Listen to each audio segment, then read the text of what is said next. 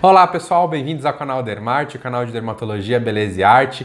Hoje o nosso tema vai ser dermatologia, um tema quente, que é filtros solares, mas um tema específico que foi sugerido por pessoas aí da nossa audiência, que é a diferença entre filtros solares físicos e químicos.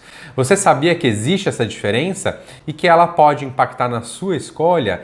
Você tem dificuldade em usar filtro solar porque ele parece muito melado ou te incomoda? Você acha que alguns filtros solares ficam muito brancões na sua pele? Você deixa de usar porque a cosmética na sua pele não é muito agradável? Então assiste esse vídeo até o fim porque eu vou dar algumas dicas dessas diferenças entre filtros físicos e químicos que podem fazer diferença na sua escolha e mudar o jeito com que você usa filtro solar. Vamos lá?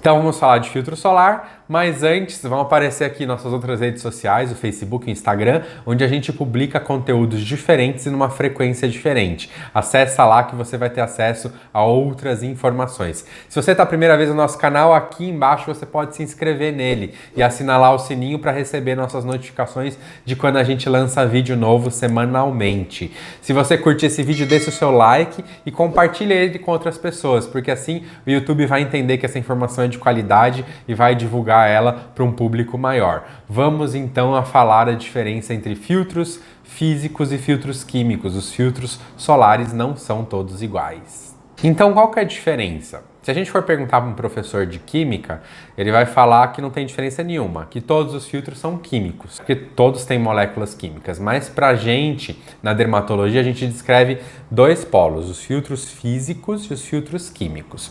Os filtros físicos são aqueles que não passam por nenhum tipo de reação química na sua pele. Então, para te proteger, não precisa haver reação química. Ele simplesmente forma uma película que reflete a luz solar sem reagir com essa luz e sem reagir com a sua pele.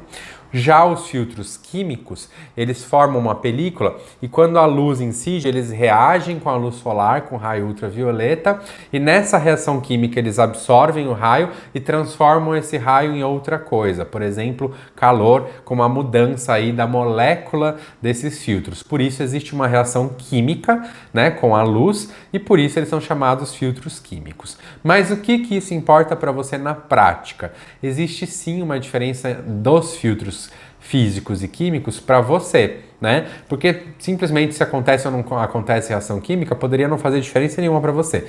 Mas isso interfere muito em algumas escolhas que você vai ter que fazer. A gente vai falar um pouquinho agora sobre essas escolhas. Como você deve saber que faz diferença na sua pele um filtro físico e um filtro químico. Então, como são os filtros físicos?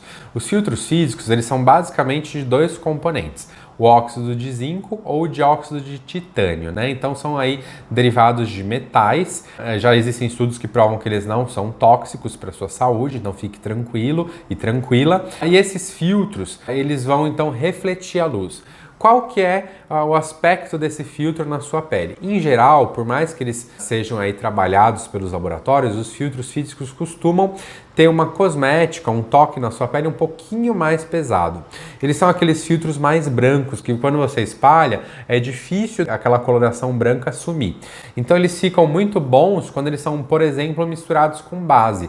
Aqueles filtros com base porque disfarçam esse tom branco. Eles duram mais tempo na sua pele, mas eles podem ter aí um aspecto um pouquinho mais oleoso. Então a pessoa com pele oleosa ou com espinha costuma não gostar muito da cosmética dos filtros físicos. Já a pessoa com a pele um pouquinho mais seca costuma gostar, porque ele dá aí um pouquinho de efeito de hidratação, de creme, aquela sensação de creme na pele, tá?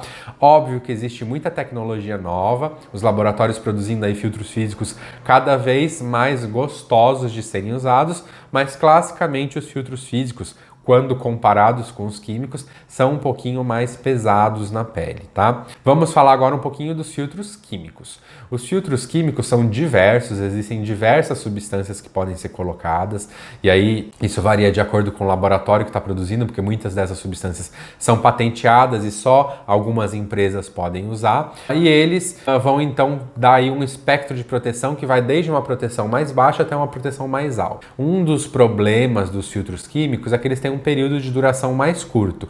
Como eles vão sofrendo reações químicas com a luz solar, eles vão sendo consumidos. E esses são os filtros que você precisa repassar com mais frequência. Por outro lado, eles costumam ser filtros cosmeticamente mais leves. Então, quando você passa, dá uma impressão mais leve na pele, menos sensação de creme, menos sensação de melado. Eles também não costumam ficar muito brancões na pele, eles têm uma tendência de serem mais transparentes e também podem ser combinados com base para disfarçar aí ou para melhorar o aspecto da pele, tá? Os filtros químicos e físicos têm diferença também no uso em crianças, vamos falar. A maior parte dos filtros indicados para criança são com filtros físicos, porque os filtros físicos são considerados mais seguros do ponto de vista de desenvolvimento de alergia para a pele das crianças. É por isso que os filtros infantis são aqueles que têm tendência de ficar mais brancões, né? Você passa, fica mais tempo na pele da criança e fica mais branco, né? Então a gente recomenda mais aí para crianças filtros baseados em filtros físicos, ao invés dos filtros químicos, tá bom? E existem produtos no mercado que combinam os dois, que no mesmo produto você tem um pouquinho de filtro físico e um pouquinho de filtro químico. Isso também é possível, também já tem no mercado, tá?